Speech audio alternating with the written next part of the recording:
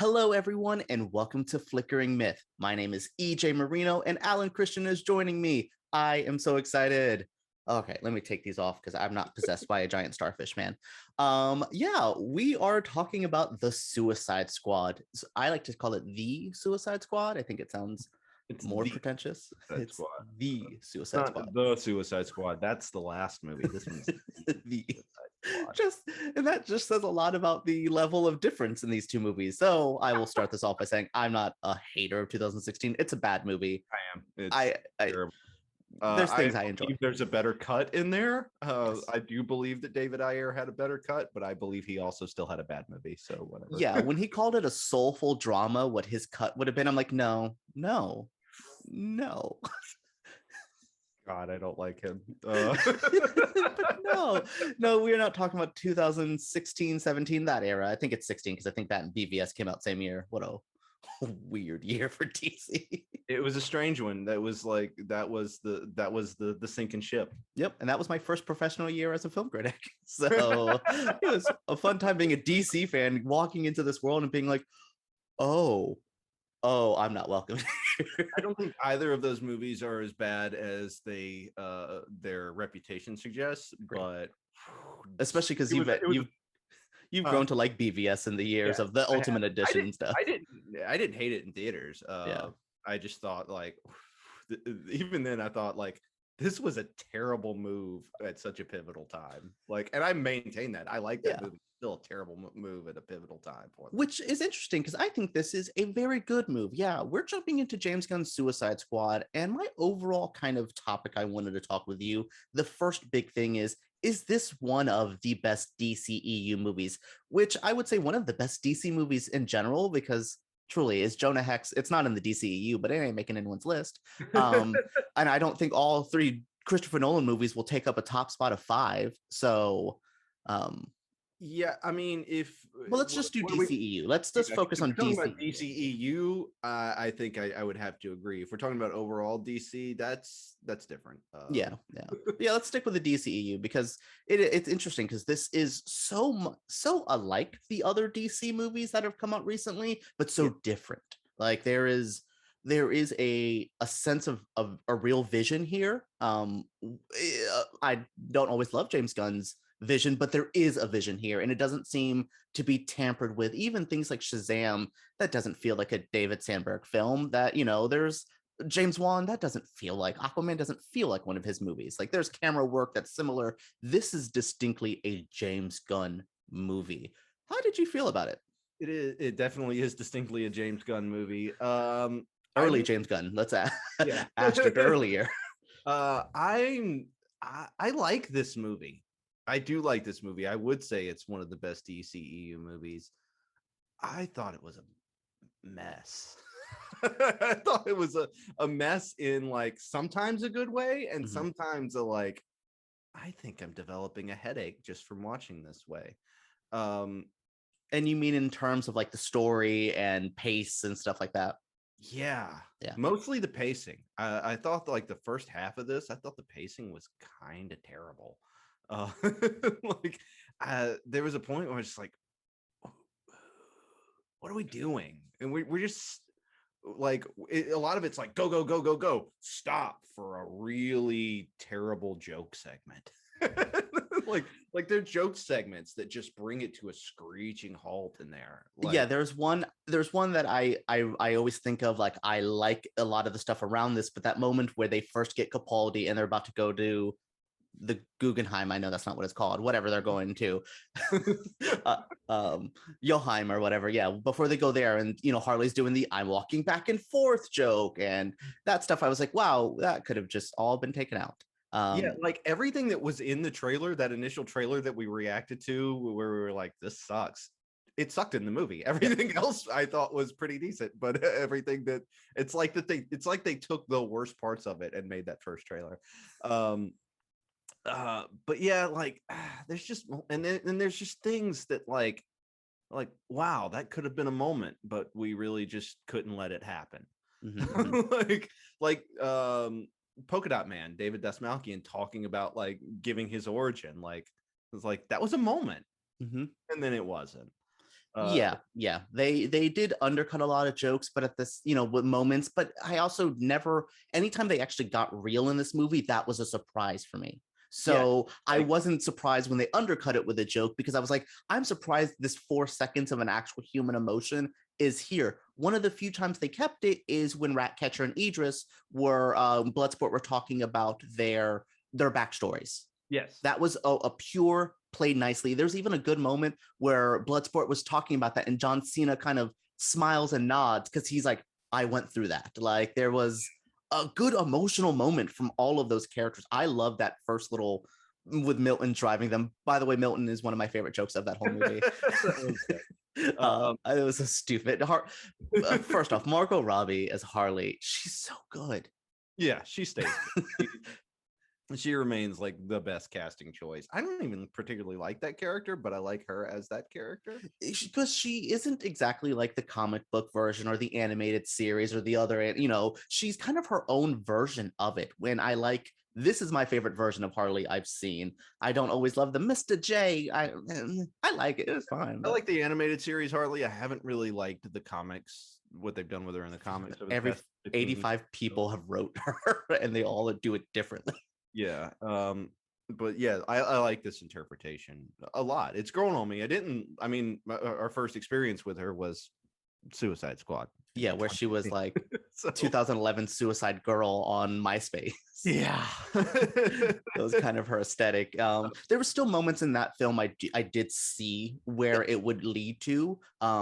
And she came into her own in Birds of Prey. And I do think this feels like a continuation of the Birds of Prey Harley, not the first version, which I'm happy with. I agree. I agree with that entirely. So why do you think this ranks so high in the DCEU for both of us? I think this is one of my favorites. This kind of, made it to one of my top 4s of it. And of course, Birds of Prey's up there, and BVS, because those are my jams. Yeah, those are also in my tops. I think our tops are probably the same 4 movies, just rearranged. Yeah, because I was like, you like Snyder Cut, but not as much as I did. Yes. 4 hours. This movie's pretty long too, though. A little too long. Yeah. Oh yeah. This could have used an edit, more of an edit, I think, but not like a creative edit, like a time edit. Like don't change the the feel, just change the pace. Exactly. It just could have used some tightening. Honestly, by the time we get to, I was not into this movie for a little while. Okay. By the time we get to that bus scene, that's where it started to catch me. And then we got into like the labs with Starro, and I was super into it. I will tell you, this is one thing that I did not like about this movie: the gore. Really? And yes, for a very specific reason. The gore up to that point was so over the top that by the time you get to the really fucked up Starro labs, the gore in there, which I thought was fantastic, you're just numb to. Yes. Yeah. Okay. I because I loved the gore throughout. It worked. It was fine. It didn't like gross me out or anything. But I think that if you hadn't been inured to just gore and violence and grossness by that point, the Starro Lab scene would have fucked you up a bit more. Well, that's when the movie becomes a horror film. For a good 15 minutes. I mean, even the stuff with Cena and the Peacemaker Rick Flag scene is a brutal scene with those two. It's hard hitting. It felt like a different action scene than anything I've seen in the DC universe with those two. It felt like a wrestling match at times, like a death match. Yeah. Everything up to that point, I think is uneven. But I think everything in the labs, I think we talked about this a little on Messenger yesterday, and I think you maybe thought that I was talking about the kaiju stuff where Starro's like destroying things. I like that. Yeah, it didn't break me. But I mean like the raid on Jotunheim and getting into the labs. That all of that, the Peacemaker Rick Flag stuff, all of that redeemed whatever I didn't like leading up to that. I like that 20-minute stretch so much that it saves whatever I didn't like about this movie. Yeah, because I actually do really like the first little bit of it. The intro is a good shock art moment kind of thing. It's not my favorite part ever. I mean, Weasel was my favorite. The little stupid moments, like no one checked if the Weasel can swim, like stuff like that was like good jokes. And I felt like I was going to enjoy the humor of it a little bit. You know, them calling him a werewolf and stuff like that, I thought was funny. And I was like, okay, cool. I really started liking the mean or the crazy tone. It's the Bloodsport Peacemaker kill off. I really like that scene. And I thought that was fun. it's a mean scene, like going because I was just like, oh, this is cynical. Like they're just killing good people. But just little moments because it wasn't too gory, but when Cena just walks by that guy and just hatchets him as he walks up him, I think this is one of the scariest moments. I was like, that is gross. And it worked. It was intense. It was willfully upsetting, I think, where you're not really supposed to be on these guys' side. Yeah, and actually, to me, it was only Peacemaker. He was the only one that I wasn't on his side ever. Bloodsport, you know, I felt the heart and soul. Polka Dot Man was a sad, sick boy, and he needed a hug really bad. Yeah. Honestly, though, like I didn't love a lot of the action sequences. I liked that one for being bizarre and unsettling. Did you like the Harley one? Yes, that's what I was about to get to. Like I liked her action sequences a lot. Like her escape sequence, like from where like she like climbs the chain and strangles the guy, and then like I mean, I thought the cartoon overlay was bizarre, but it worked. I looked at that as that's what Harley sees this as, and I like that. Yeah, it worked on that level, but it felt a little out of place. Yeah, in like a movie that had been so overtly violent up to that point. You could just be like, we're covering it with with birds. But I don't know. I thought it worked, and I thought it looked good, and I thought it looked like she looked competent as somebody that can, you know, just beat ass. Yeah, that was the scare. She felt like a slasher at one point. Like there was one point when she looked right. I think one of my favorite moments is when she kills a bunch of people and then just starts running to the door to like just bust it in. It was so creepy but badass. That was exactly what I've wanted from Harley in that respect. Is I think that was one of her best fight scenes she's had yet. And I like some of the ones in Birds of Prey, but this was great. She was cool. Yeah, I can see that about some of the fight scenes though, because the intro, I don't really think it has a great fight scene. It is just watching them get slaughtered, but yeah, I could definitely see that. I think the action was fine, but I never think James Gunn's action scenes in the Guardians movies are the highlights of those films either. I don't think that's his strongest point. Yeah, I think maybe, and this might be a little, this might not be an opinion you share, but I think this movie could have used a little more Guardians to it. The first Guardians, I would say specifically.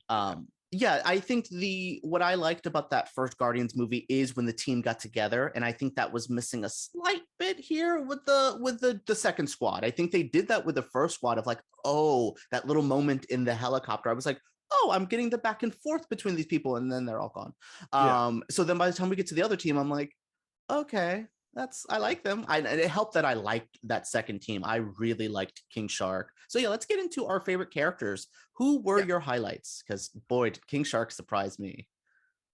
Yeah, I really liked King Shark. By the time he's getting like eaten by those things that were in that aquarium, you're just like, oh no. That was a feeling I can't believe I had with King Shark. Was like, I always kind of forget he is pretty indestructible though, which is a dope part of the King Shark thing. I love that they used his real name. I just loved little things about him. They treated that character with respect. As kind of dumb as he was, they handled him really well. And I thought Stallone's voice acting was great for him. I can't believe Stallone said some of those things. Yeah. There were times in this where I was just imagining him in a sound booth. I like John Cena's Peacemaker. I mean, obviously I don't like him. You're not supposed to like him, but I think he did that well. After being a wrestling fan and never seeing heel John Cena, I'm like, oh, but man, this version of a heel John Cena that thinks he's a good guy would have been great in wrestling. Yes, exactly. Yeah, there are moments where you're just like, oh man, this boy is fucked up. Yeah, and I'm curious because they are getting a TV show, and I don't want maybe a full backstory of Peacemaker, but I do want to know why he is as brutal. I would like to know what was the inciting incident in his life. I don't need to know. Don't give me a full Joker backstory that his mom hated him, and I don't need all that. But give me a good moment of what was the turning point. And I think that would help me like his character even more because he's so good. The outfit was so stupid. It's so Yeah. comic book accurate in the worst way, but in the best way. Like, Oh, I think his background is super easy to do. He's indoctrinated American militarism. Like that's there already. which was a crazy message in this film too. Is I like Rick Flag. This is the first time Rick Flag went from dumb Republican to like a like anti like American dude. And I was just like, that evolution is pretty. I've been in the military one time. Yeah, like I did like that moment where he's just like, I thought I was trying to, he knows he's doing fucked up things, but he thought he was doing them for the right reasons, Yep. and him being like, oh, I don't want to, which I find very difficult to believe that he's worked with Amanda Waller this long, and then this is his first moment of being like, we're the bad guys. Yeah. Well, and I mean, he even said that with Cena. Like, he knows Amanda's. I think what he does with Waller is kind of work her system around her. He sees what she sends him to do, and just like, because he was already working with the freedom fighters, I think he definitely abused the system for the positive within working with Amanda. And I think that's what made Rick a really interesting character in this film. I can't believe he, besides just Joel Kinnaman not being my favorite actor ever, his character evolved here where he needed to go. And I felt for like him and Harley stuff together. I love that, this isn't a direct sequel from the David Ayer one, but I like that she had that connection with him already. And, even the stuff with her and Boomerang in the beginning as well. Because, that felt bad. Because I love when they find out about TDK and she's like, are you kidding me, Flag? Oh, yes. I didn't want to tease you. I know you tease it for you, but I know you don't like Nathan Fillion. And boy, was his scene. They killed him before I realized that was him. So that was that's the best you can do for Nathan Fillion for me. Yeah, who else stands out for you? Talking about Flag, we mentioned that, but like Joel Kinnaman turning in a performance that I liked is like, yeah, cannot believe it. Obviously Idris is always good. But this was one of my favorites I've seen of him in a while. He was a different Idris in this movie. Like, he was so different than his usual cool guy character. He was like, he talked about in the press conference I was in, he goes, I was a little gray. He goes, I was a little heavier than I've normally been. He goes, I wasn't a perfect person. I was like, and I like that. I thought his character was so cool. I love Bloodsport. He's a character I knew nothing about, and I ended up liking in that suit. His power, like, that was so. Is that what he's like in the comics? Because that is so cool. That was lost on me. Like, that's a depth. Like, DC, I'm a little more like, I've read a lot of DC, but I'm a little more like surface level. I'm a little more like, I don't know. That's not true, because I like a bunch of the weird one-offs. Yeah, but that hasn't crossed my path. He is Taskmaster to me. That is his equivalency in Marvel, where it's just like, that's a character I'm aware of, doesn't really pass into my reading. But so yeah, I don't know. Obviously Ratcatcher too. I can't believe we walked away from a movie, and it's all up to her performance, which is phenomenal. It's up to the writing of her character. I loved her so much in this film. Yeah, like, I didn't see that coming. There were moments where, like, it's funny because you get the flashbacks when they're on the bus talking about their origins and stuff. Yeah, and you're like, is that Taika Waititi playing her dad? And it is, and you're just like, and then it's over, and you're like, why the fuck was that Taika Waititi playing her dad? And then you get that last moment, that one moment. It's like his only moment in it, where they're sitting up on the steeple, and he talks about, like, if rats can be important, then even the lowliest of whatever it was that he delivered, it hits in an emotional way. And you're like, that's beautiful. Yeah, no, and I love that. And I loved Sebastian as her little friend. I love that little rat dude. I was worried for, like, what you said about King Shark. I was stressed for that rat. Yeah, me too. Like, when he went inside Starro, I was like, any of them other ones could have went. Why did you go, bro? Like, it kind of reminded me of Ant-Man when we all fell in love with that Aunt Anthony in that movie, where it's just like, why do I care about that stupid ant? Like, yeah, they do. And that's what I like about these movies, is they do. And James Gunn did that with Groot and Rocket. And, that's kind of, he does take these characters that, like, aren't a human and add so much to them. And I do appreciate that. I loved her performance. I loved her power. I thought I've never really seen Ratcatcher be that cool. Yeah, it But worked so well. but yes, with the Taika thing, he was supposed to be a bigger character. I think he was supposed to play Thinker. I think they're looking at who he could have been in that movie. It's kind of one of the only person I could have seen. Yeah, And he was filming something else, and then something freed up, and he like asked Gunn of like, "Do you have a spot for me?" And I'm glad they gave him that rat catcher because, like you said, he sold that one line that was so impactful. yeah, it was good. Yeah, and just cutting to her and how she's. I love when Idris was like, "I'll save you," and she's like, "No, I'm gonna save you." Yeah. I loved it. So let's see, who else do we have? What do you think of Amanda Waller, Viola? uh I mean, she's great at playing a very unlikable role. Like she embodies it. There's not like a hint of warmth there. She shuts it off. Like it's hard to be a believable human that has no humanity, and Mm-hmm. she does it. And doesn't and isn't afraid to do that because she's done it before in other things. And I don't know, that's something I respect about her, because one, I also don't hate her after. There's some people who play mean, evil, bitchy people sometimes, and you genuinely like, I don't like you. I love her acting because I'm just like, she is an actress. Like, she's just so good in this role, and she's so cold. I mean, that one line of like, "Oh, you wouldn't really do that to his daughter. You don't know the half that I would do." And I'm like, I don't think we do. Like, I don't know what Amanda Waller would do, and that's what scares me about her. Yeah. Like, I largely didn't like her supporting like people that were in the office around That her. felt the most Gunn that I don't like. Yeah, it did, but there was that redemption moment, and you're like, Yeah. all right, this works. Like, these aren't just And complete lackeys. since we've spoiled some stuff, did you see the post-credit scene with them? I did. Yes, and I like that that's their revenge that she got on them. You guys have to babysit Peacemaker. That is your job now. And I think that is a fun revenge. I wasn't sure if they were going to do Peacemaker as a prequel or a sequel at first, so like he could have easily died, but like you knew he wasn't whenever his portrait was lit up. Yes. And like that was very front and center. Like that dude ain't dead yet. Yep, and they did that with Weasel as well. If you like quickly noticed, his thing never really turned off.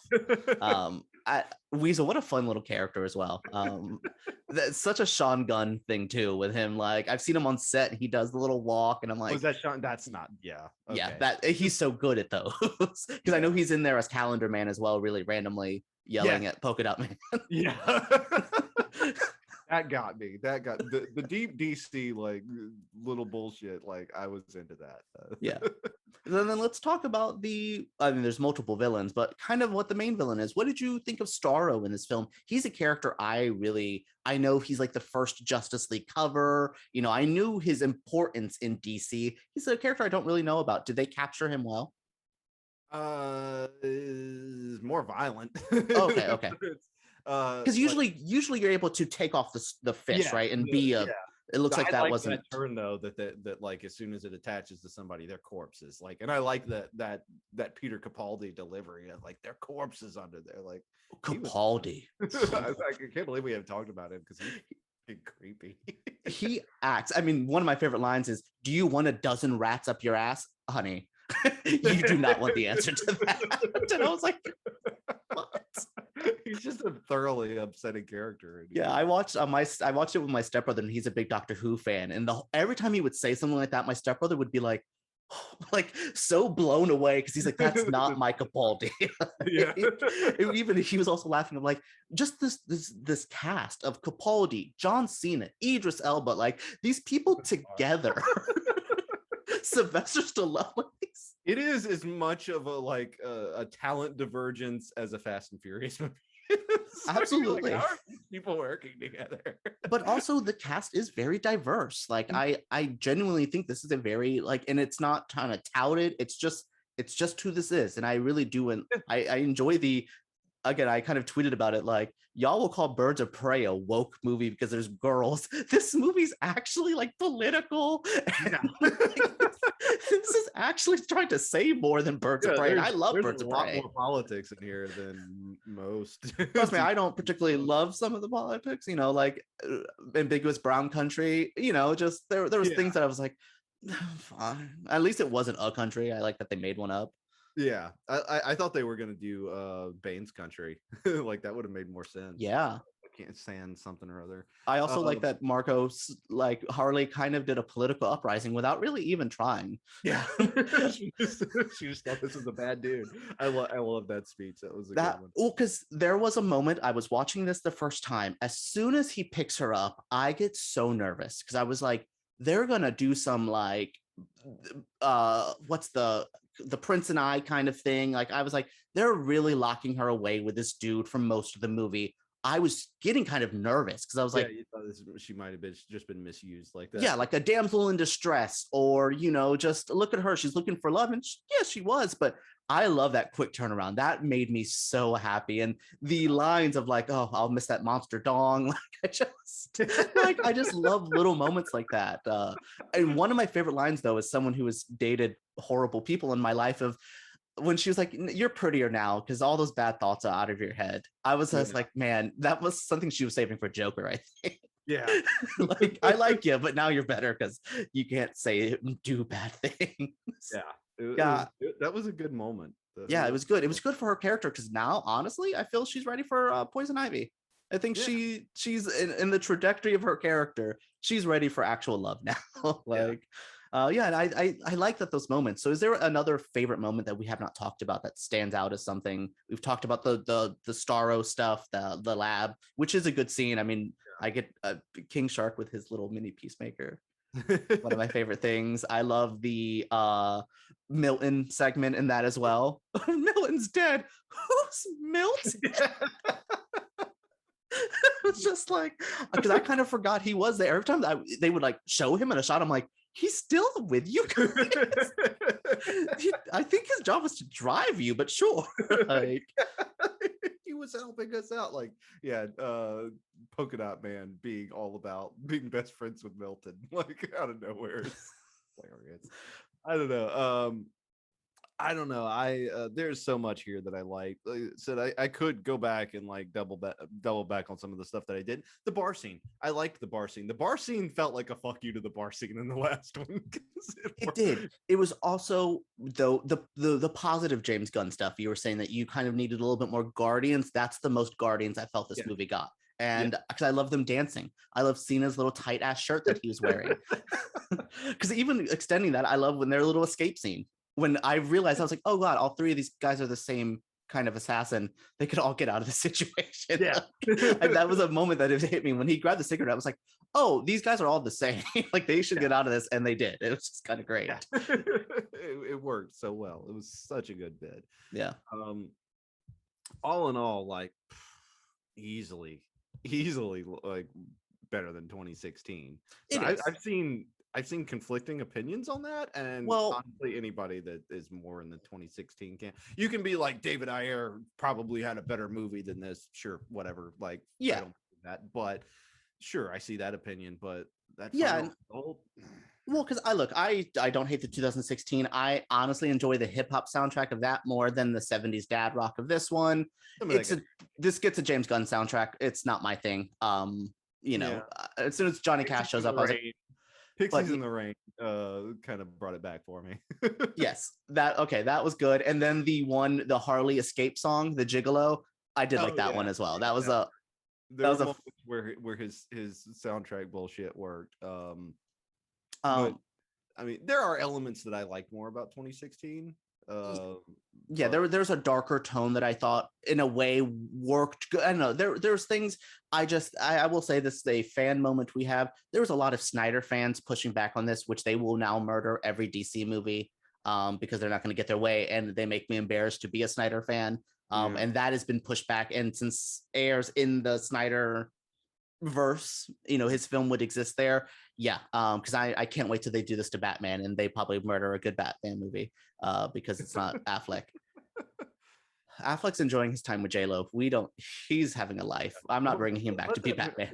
Yeah, leave that man alone. Like, he seems happy. Everybody enjoyed his Batman, even if they didn't love his Batman movies. Yeah.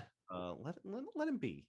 So I will see some of that, and I do feel like we said that pushback with the Air film. I do think it's in that family, and there's also some people who do find this movie to be in very poor taste. There is some people who are a little clutching their pearls at some of this movie, and it kind of blows my mind. But it's also exactly what they hired James Gunn for.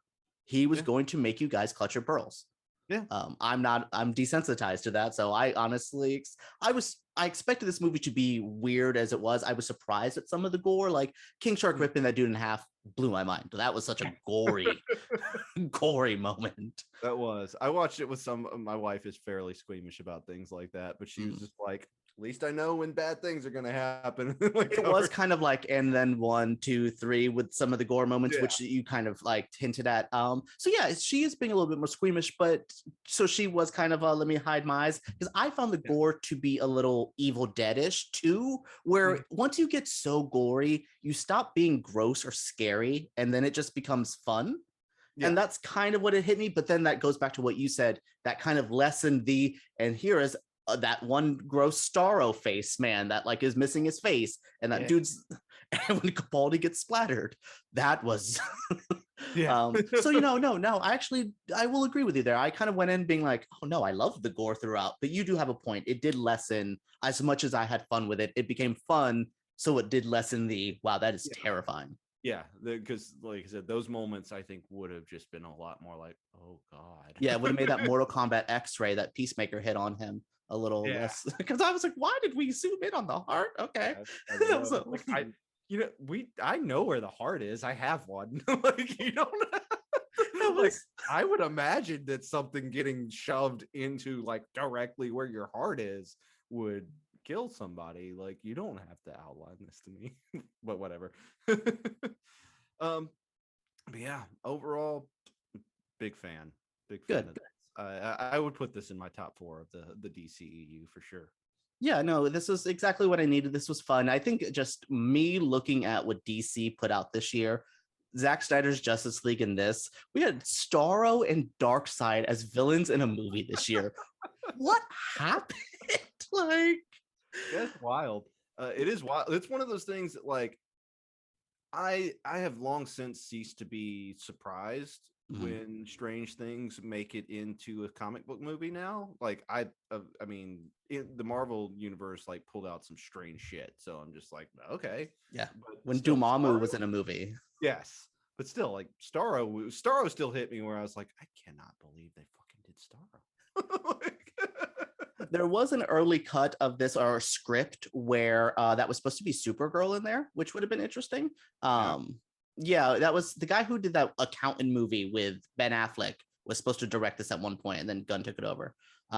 So kind of glad. I can't believe I liked a James Gunn movie that much. Like, but I was a fan of Slither. I was a fan of Super even when he did that. Like, there was elements of his stuff I liked. This Guardian movies just felt like Disney movies. This is why you hire James Gunn. This is the guy who wrote the Scooby-Doo script. Come on. This felt much more like. He seemed like he had fun. Yeah. Yeah, and honestly, I do hope, I can't wait to see Matt Reeves as Batman. I hope this is the new era where we just make good one-off movies. Yeah, that's all I care about. Like, just I don't like the MCU's great, good fun, whatever. Not everybody has to do that, and we don't need that. And you can be self-referential and even reference other movies without like tight continuity crossing. Yeah. Like, you don't need that. Yeah, I do hope this is the future for them. Just have fun, enjoy yourselves. Yeah. Just let directors be directors, and let audiences, though I do see the box office is a little light on this. There's too many asterisks next to that with the pandemic, with HBO Max, with an R rating. I don't know. It's also a sequel to a movie nobody liked. So that was also, that's the other thing I feel about this. Kind of what Justice League with called The Suicide Squad. Like, there's some bad marketing here, I think. Well, that's how I felt about Justice League. The Justice League with Joss Whedon, where it's just like, well, this didn't do good. It was also a sequel to a movie you all hated. So why are we pretending to be shocked? Yeah. So yeah. I'm glad this is going to find a niche audience. This is definitely for horror fans. This is definitely for weird, like, obscure fans. And I'm glad we got spent a little too much money on it for what it is. Yeah, but, maybe signing off that Peacemaker show way before, and at least they filmed it all already, so at least they're done with that. Like, we'll see how that goes. So you're gonna be interested in the Peacemaker show? Yeah. Awesome, cool. That's good. All right, guys, what did you think of all of this Suicide Squad goodness? The Suicide Squad goodness. Let me know what you think down in the comments below. Subscribe to Flickering Myth, give us a thumbs up. Alan, thank you so much for joining me. Thanks for having me. Awesome.